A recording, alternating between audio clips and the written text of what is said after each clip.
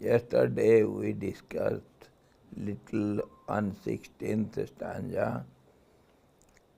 Today we shall discuss it clearly.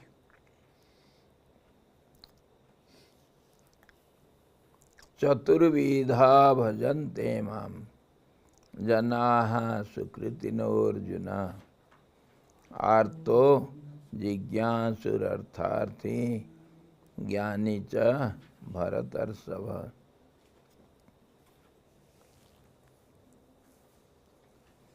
Four kinds of virtuous men worship me, O Arjuna, and they are the distressed one.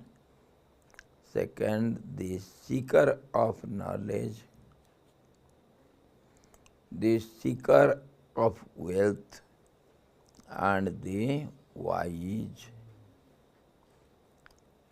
O Lord of Bharatas, great among the Bharatas.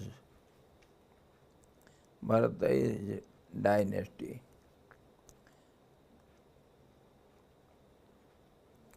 Chaturvidha bhajante mam janaha sukritino Arjuna.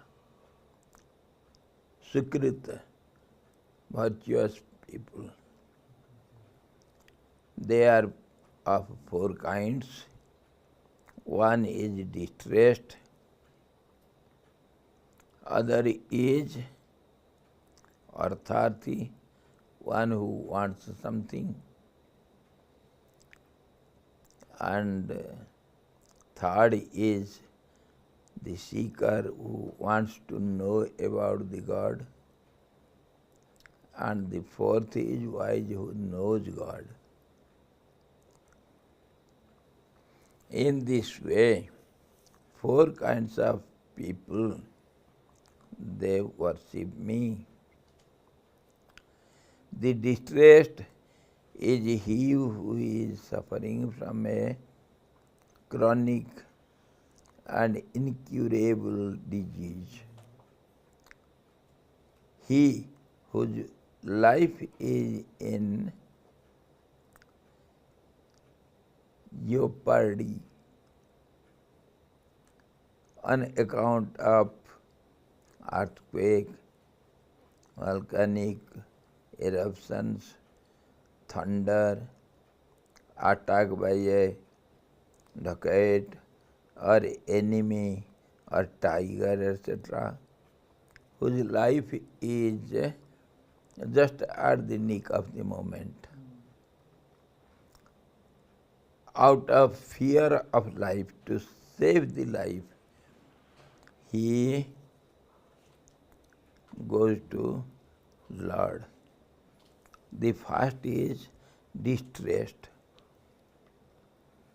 who is suffering from some cause or other, and he wants to get rid of the suffering. Suffering brings the fear of death, and we know there is everywhere fear. The world is full of fear only, because it is said, Dvetat bhayam bhavati. Because of dualistic world, we are ever afraid of something or other. That something or other is nothing but death. Somehow or other, the last consequence will be death, which we don't want. Why do you don't want death? Why don't you want death? It is sure. Death is the truth. You are going to die, and you don't want it. Can you escape from it? So why don't you want it? Because our mind's favorite object is our body. Favorite object is our body. The body sense, I am the body. I am the body, body attachment, so much attachment that body and I have become one only, super glue. I am the body. We say it is my body, but when we behave as I body. It is not my body, but I body. I is identified with the body. And where from it has come? How it happened? Some mistake has been done. How it occurred? Why? How? Where? When? desires.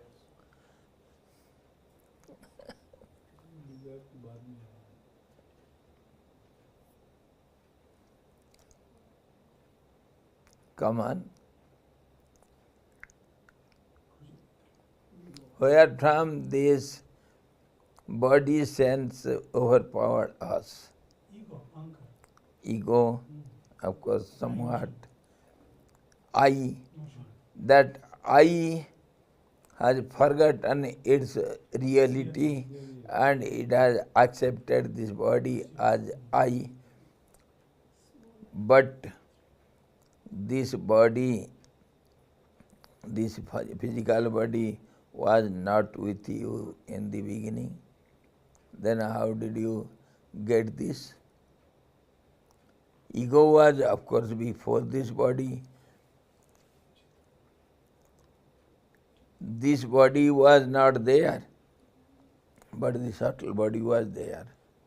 And how the subtle body is composed, we have discussed it several times so clearly, with eightfold aspects, which is called Puriyastak. And these are only imaginations. They are not real.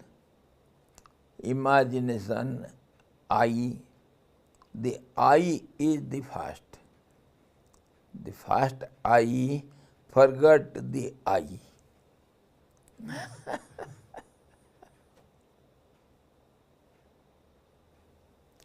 Just as the boy Golu forgot himself and acted the role of, say, Hanuman.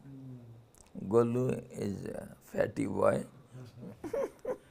And he became Hanuman.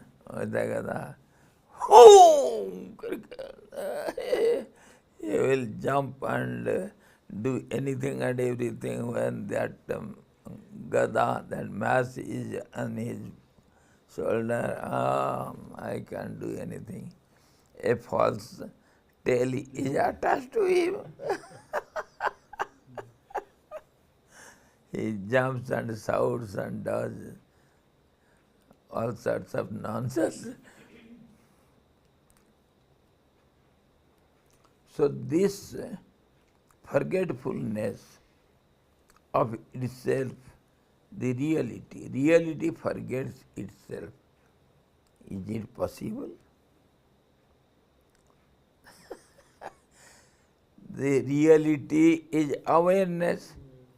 I am aware of myself. How can I forget me? Maya. Where from this comes? There is no other than myself. I am all alone. Where from this Maya can come?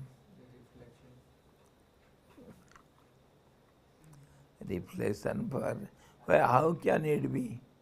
How can the reflection be? Where from it comes? Ego. Because I am so pure. My purity, my transparency, my perfection, I am all alone, one and one alone. So there cannot be the second. That one which where there is no second one, it has to be by our little logical mind. We see in this way, if there will be one only, not the second, then it should be all-pervading.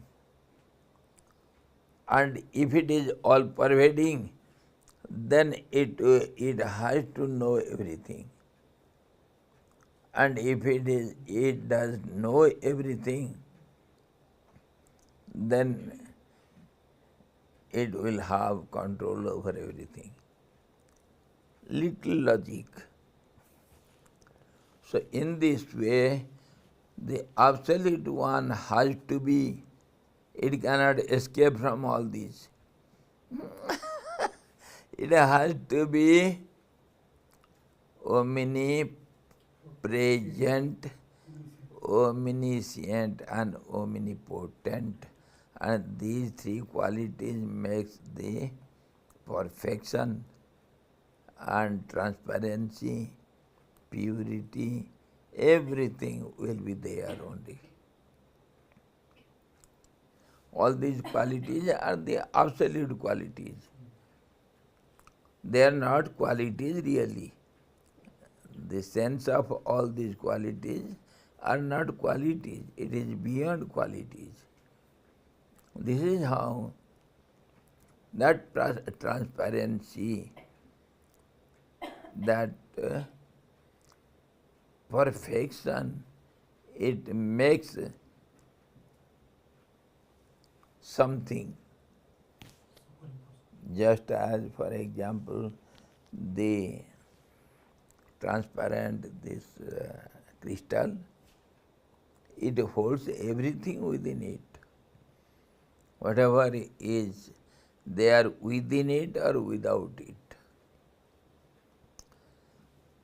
So also the case with the absolute, because of its transparency, because of its perfection, because of its oneness, it has to be so. And this is called its nature. The nature of the perfection, absolute perfection, has to be like this. The nature of fire has to have this heat or light or all these. Of course, we are thinking from our vision of angle, little mind, little logic,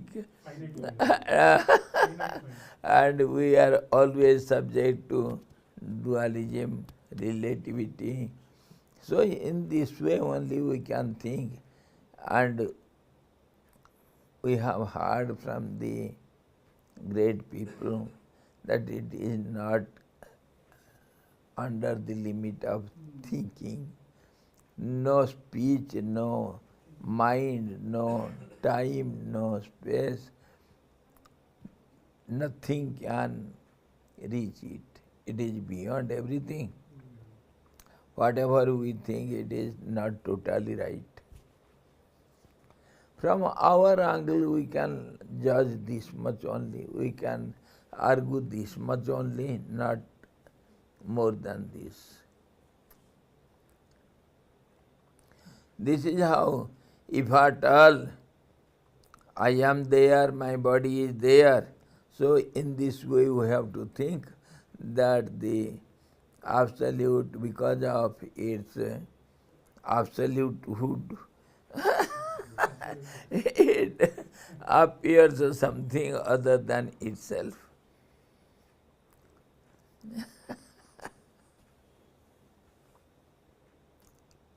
Just as the waves make the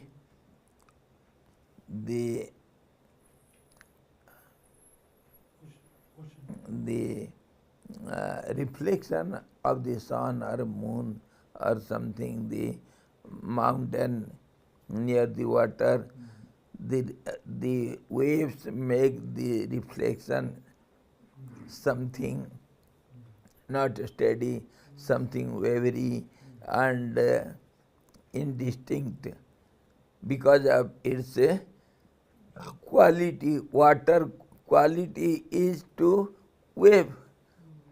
Because of waves, the reflection is not clear and we don't see what is there in the bottom because of the waves. So it is the quality or the nature of the water. This is how the nature of the absolute is like that. Everything becomes topsy-turvy in that. This much we can think. Beyond that we cannot think, we have to keep quiet. No question, no answer. No doubts can reach there. Doubts are only possible in dualism. So in this way, the ego appears. Ego is something which is not the reality. We imagine something as the reflection.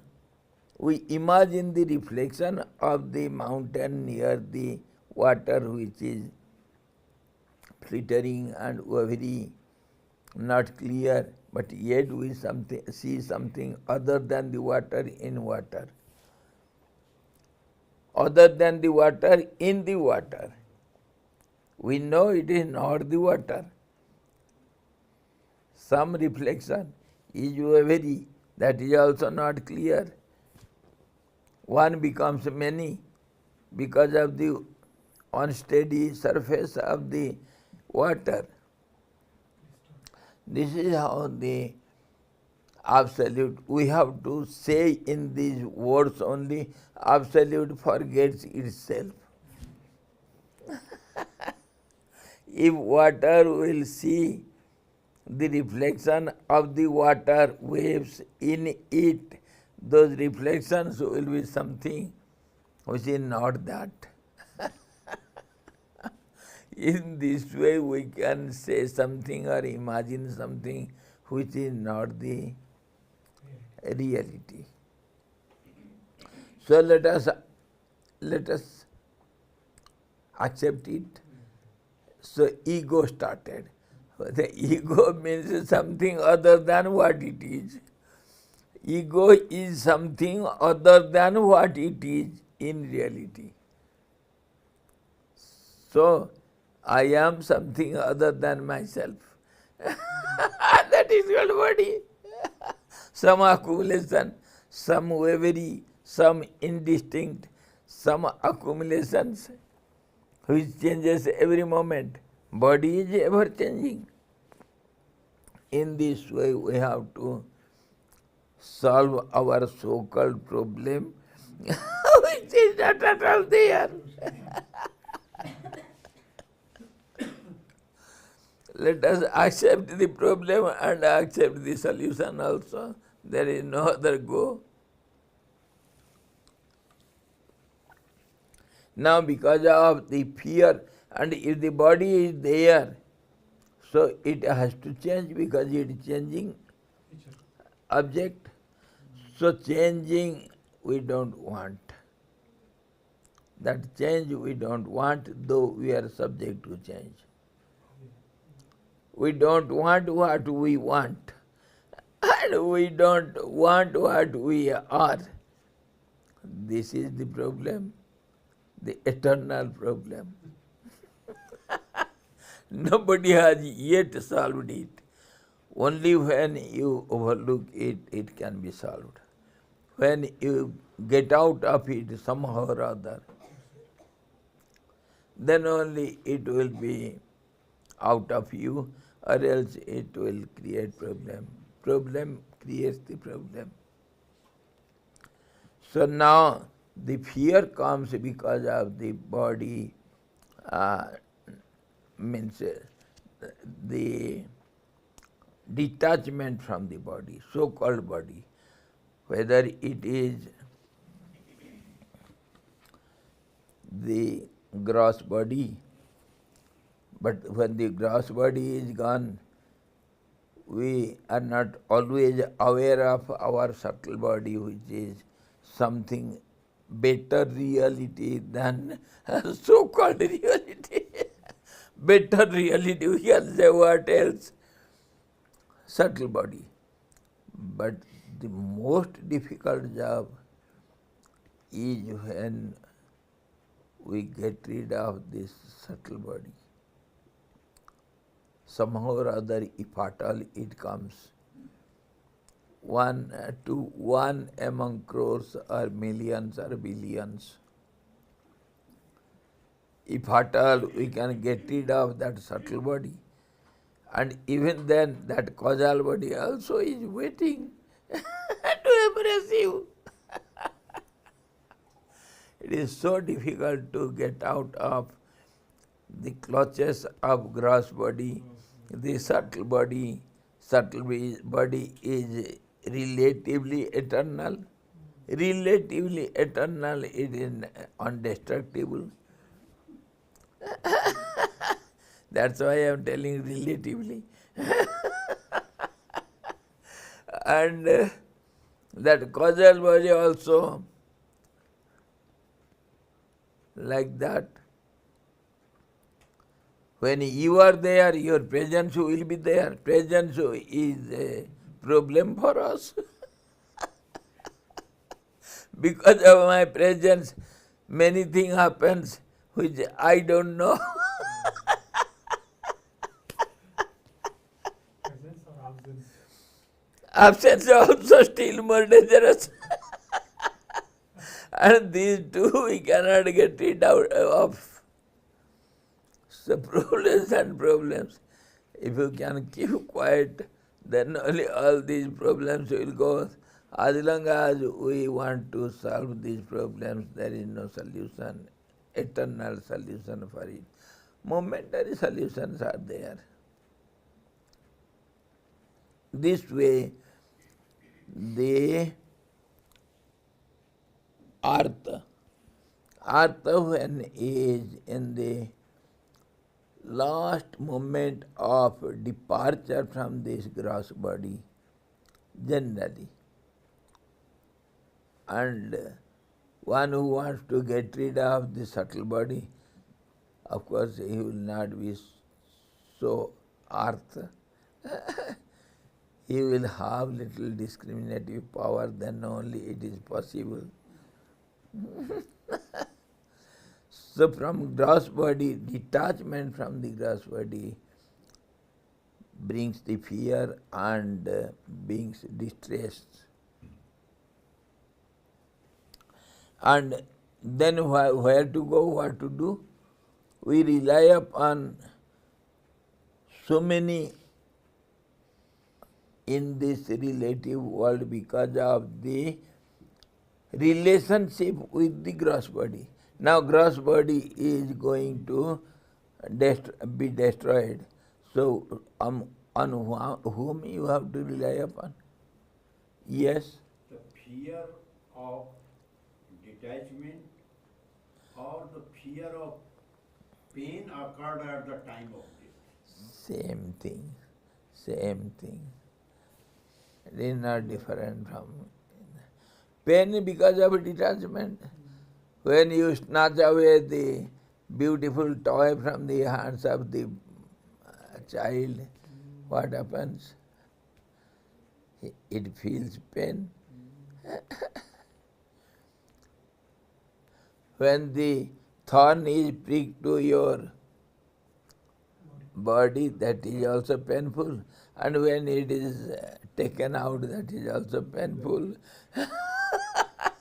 Both ways it is painful. Anyway, in this way, the artha is understood. And when there is no other source to depend upon, no relationship can work there, then what to do? Somebody should come forward, and we don't know who is he. But somehow or other, we call somebody whose name is God. We don't know anything about it. How is God? Where is He? What does He do? But some support, that absolute support is named as God. And that is absolute, beyond relativity, because all the relationships are failure now. So beyond relationship, that alone is there. Call it God or call it whatever you like. There is no objection. So in this way, the artha comes to the Lord, the Absolute. The distressed is he who is suffering from a chronic and incurable disease. He whose life is in great danger on account of earthquake, volcanic eruptions, or thunder, or attack by a dacoit, or enemies, or tiger, etc. From many regions, we meet such time where we cannot depend upon anybody of our relationships. No relationship can work there. So last refuge is somebody whom we don't know.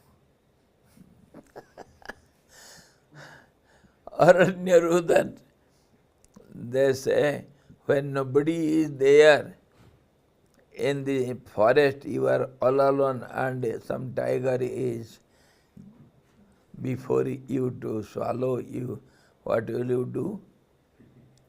You will shout.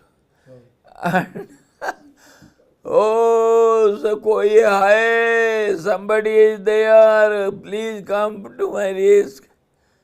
Nobody is there. You know it, yet you shout.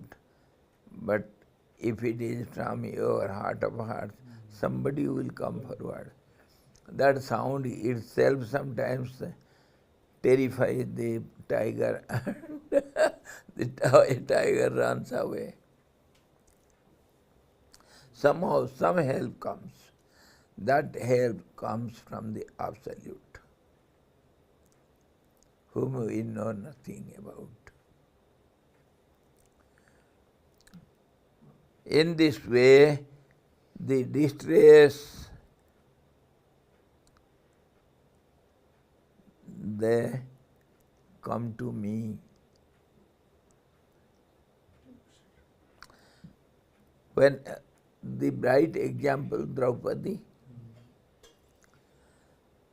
the example is given here.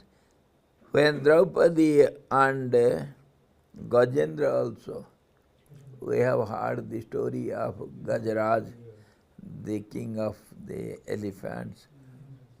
Everybody came to its risk, but nobody could do anything. The crocodile is so strong in the water, nobody can do anything. And then he gave up all the supports.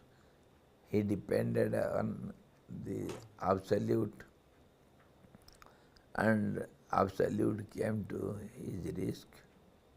Draupadi also, we know the story of Draupadi.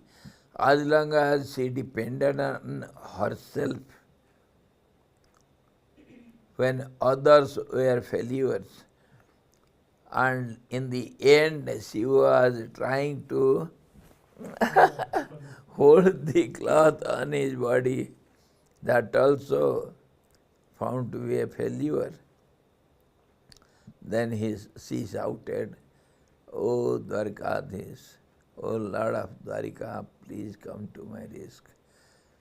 And Dwarkadhish came to her risk. That happens. Artha. Draupadi and Gajendra are, and also that story of deer who was in the forest and the hunter set fire around everywhere, and in one place he set the net and he was waiting for the deer to come, and finding no way, the deer was coming this side, and she also could know this is also dangerous. She had two little ones. So the deer found no way, and she prayed the absolute. "O Lord, please save me, my children." Lord came to her risk. The story is there. These are the examples.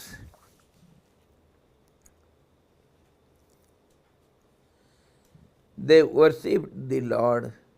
These are the instances of Artha Bhakti.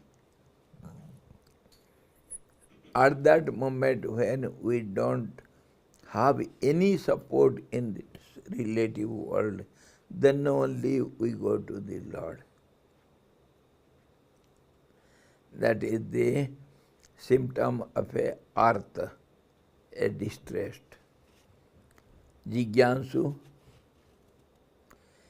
is the inquirer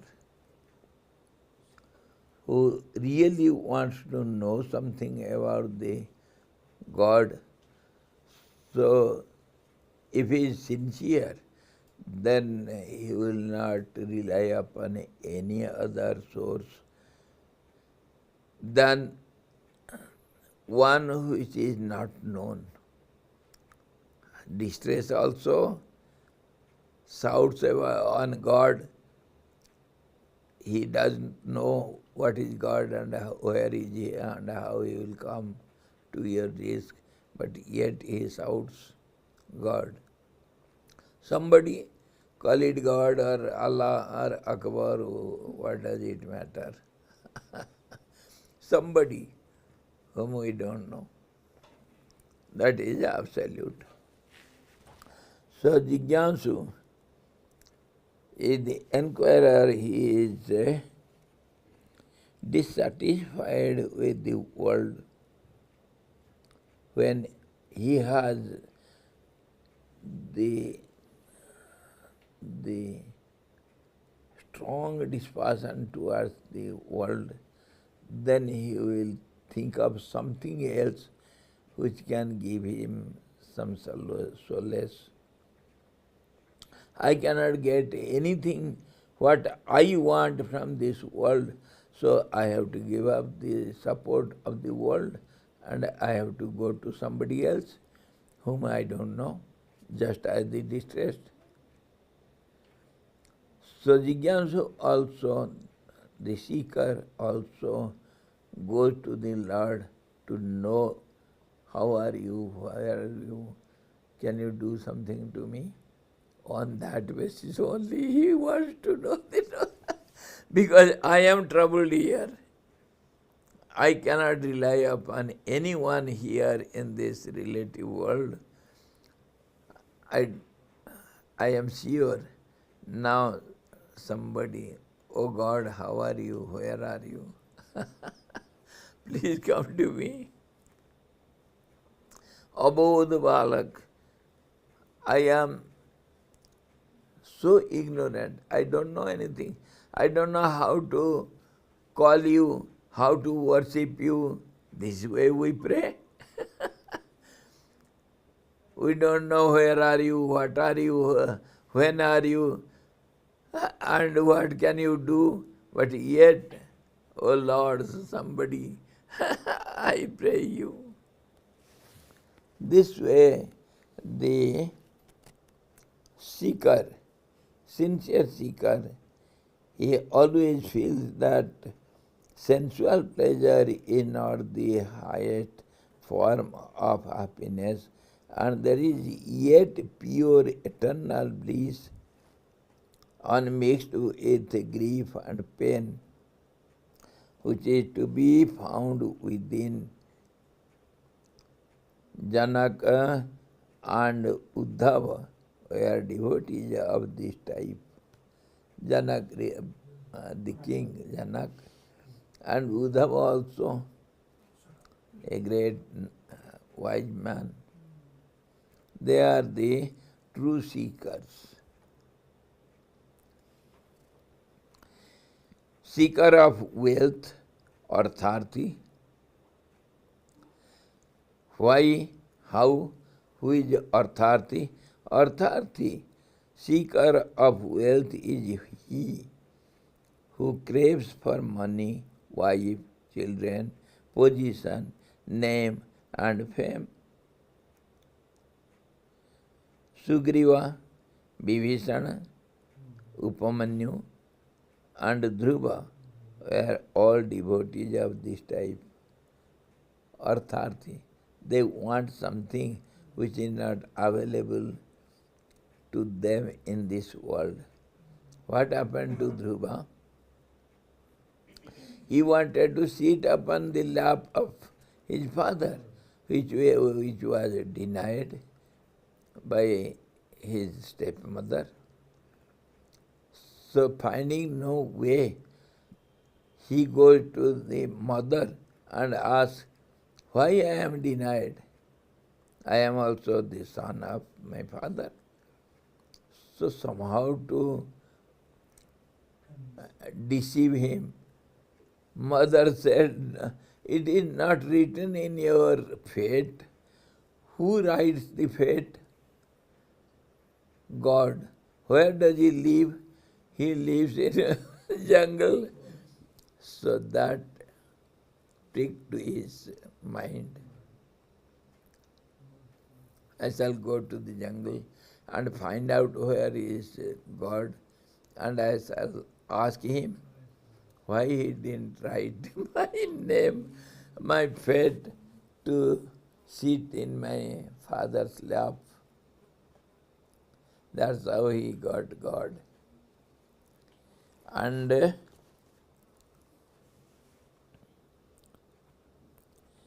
others, Upamanyu also, he wants to drink milk. For milk's sake, he got God. Dhruva, Upamanyu, and Vibhishana also. What did Vibhishana want? The throne. Of course, it is not so. But he wanted to get rid of his brother. Sugriva also same thing. Of course, Sugriva didn't want the throne. But somehow or other, he was tortured by his brother. So he wanted to get rid of brother. Vibhishana was also the same case. He was tortured by Ravan. So in this way, these people, they want something. And many others are there. Our Markand Rishi, who got Markandeya, the son. And Dasaratha also, he did Yajna, Putreshti Yajna, to have some son, some child. In this way, some wants some progeny, some wants some wealth. some want name and fame. Three kinds of desires. They are subject to desires. They are slave of desires. Every one of us, but they are some superior demanders. They don't want something from this world. They come to the highest authority. Highest authority, nobody knows who is he. But yet we call for somebody. So many, almost all have these three kinds of desires. Yesanas, three kinds of desires. One is to have progeny, other is to have name and fame. Kirtirajasya sajivati. This is what we have learned. You have to have, acquire fame, name. So you are great in this world. By your name and fame, you become great in this world. And that persists in this world after your death also for some time. The story of Indradyumna is a bright example. He performed yajnas for thousands of years. As a result of it, he went to Satyalok forever. And when all these merits are gone now, your money is exhausted now, you are thrown out of the 5-star hotel. So he was thrown out of Satyalok by the Lord Brahma. Then when he said, why? How can I come again? Find out your name or fame on the earth plane somewhere. If you can revive it, then he can come again. And that is what he did. He got revived his fame again, and again he went to Satyalok. So name and fame, that gives you some kind of pleasure, which is momentary, but comparing to this worldly pleasure, that is permanent. So-called permanent. Pardon? This is called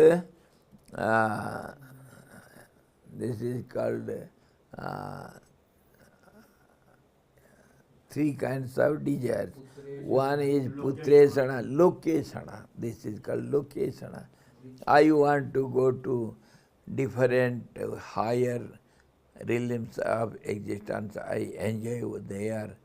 So name and fame will enable you. Oh. Lokesana and vittesana. Everybody wants something for his support of the body and his needs. So somehow or other, these three main desires everybody has, and we are slave to it. This is how our life is.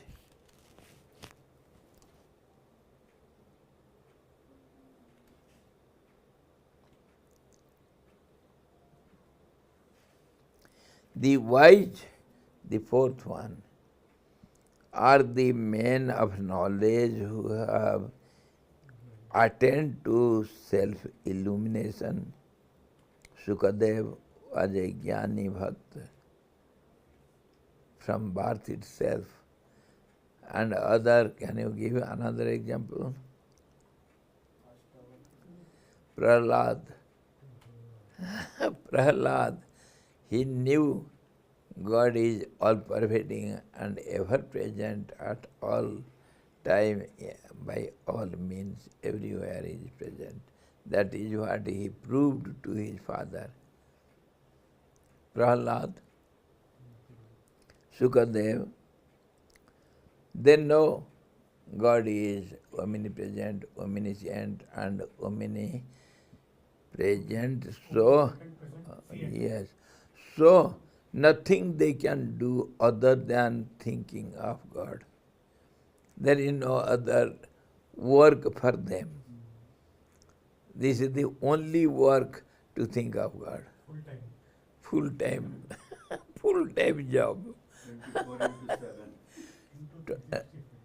24 into 7 into 360 into power 360 to the power infinity.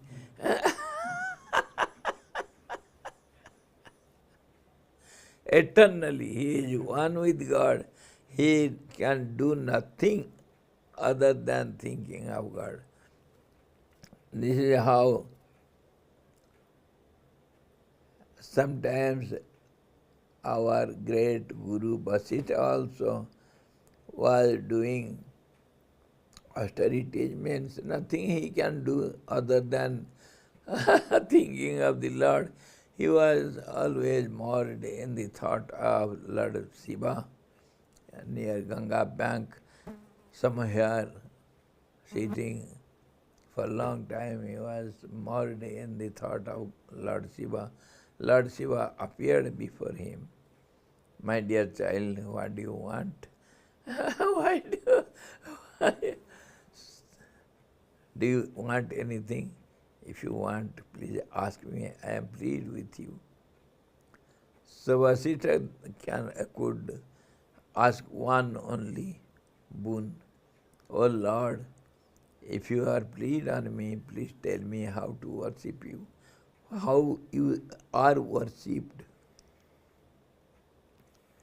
So Lord Shankara also told in elaborate way how many kinds of worships are done to the Lord, and the best is the thinking of Lord, thought of Lord, one-pointed thought.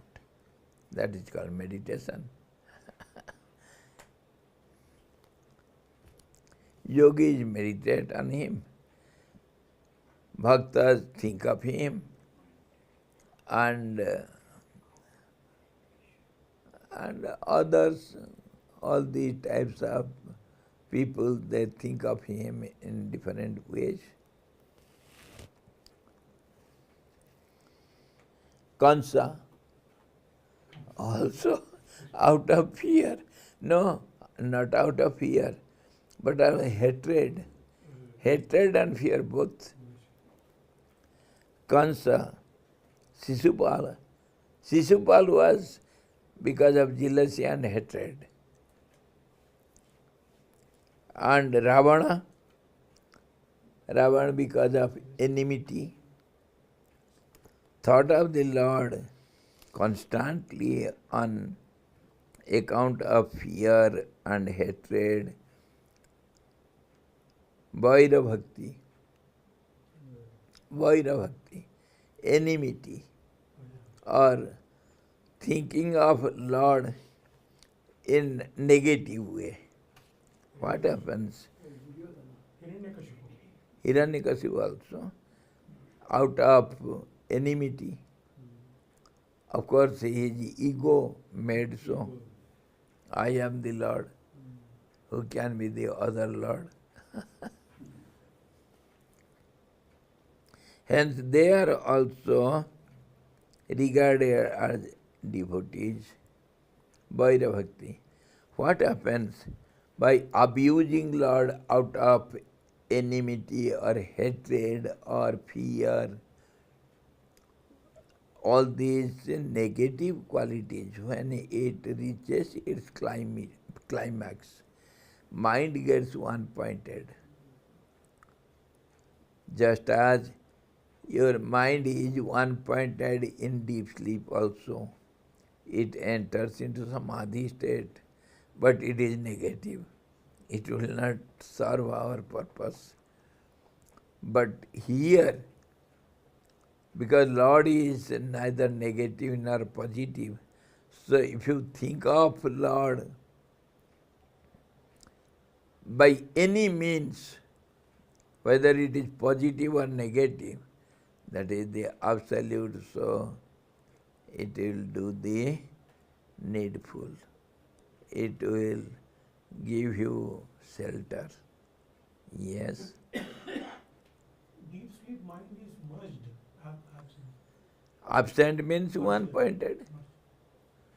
Rest means one-pointed only. One-pointed.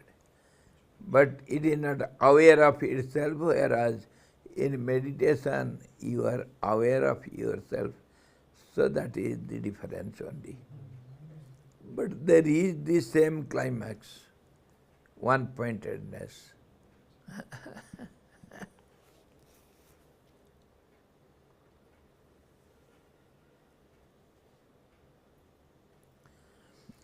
At that point of climax, mind gets one-pointed, and then in that state, if you think of Lord, whether negative or positive, then Lord is at your hand.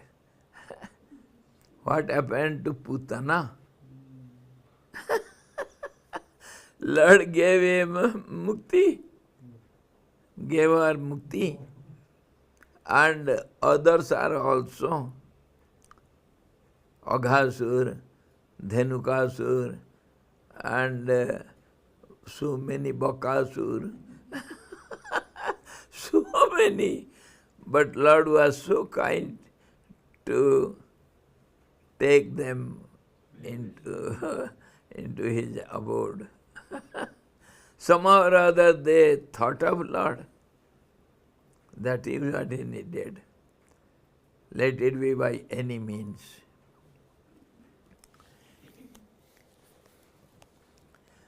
Lord Jagannath also likes abuses.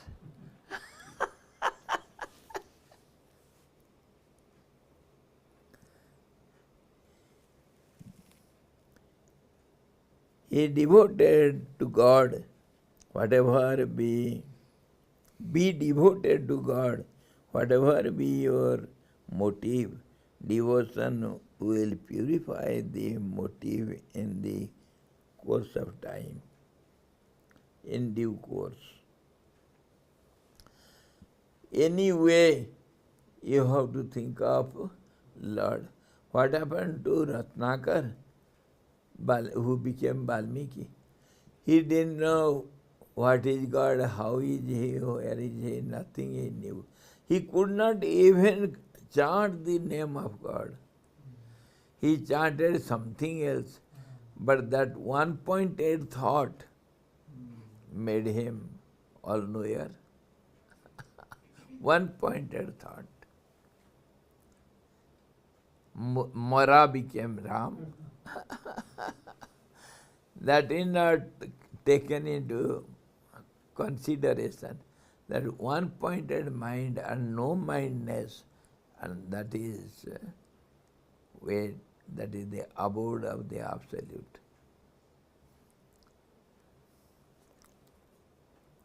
So tomorrow we shall see Tesam Jnani Nityajukta Eka Bhaktiri Vishishyate. Among all these, who is superior to all these? Who is superior?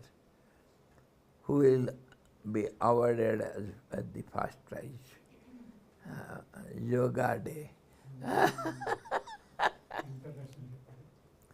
So tomorrow we shall see Priyo hi jnanino tyartham aham sacha mama priya.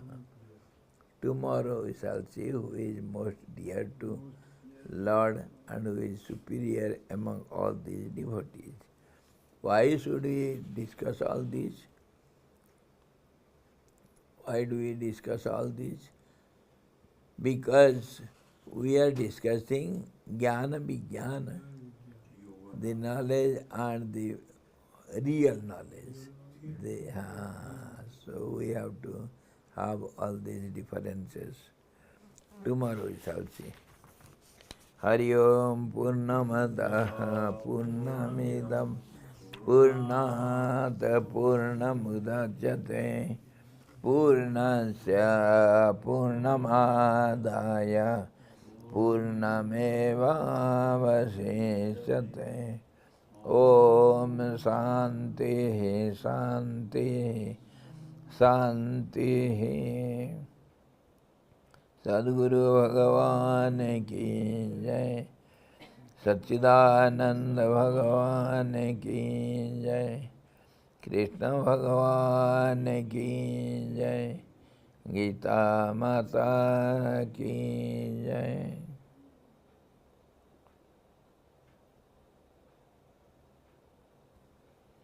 Hari Om.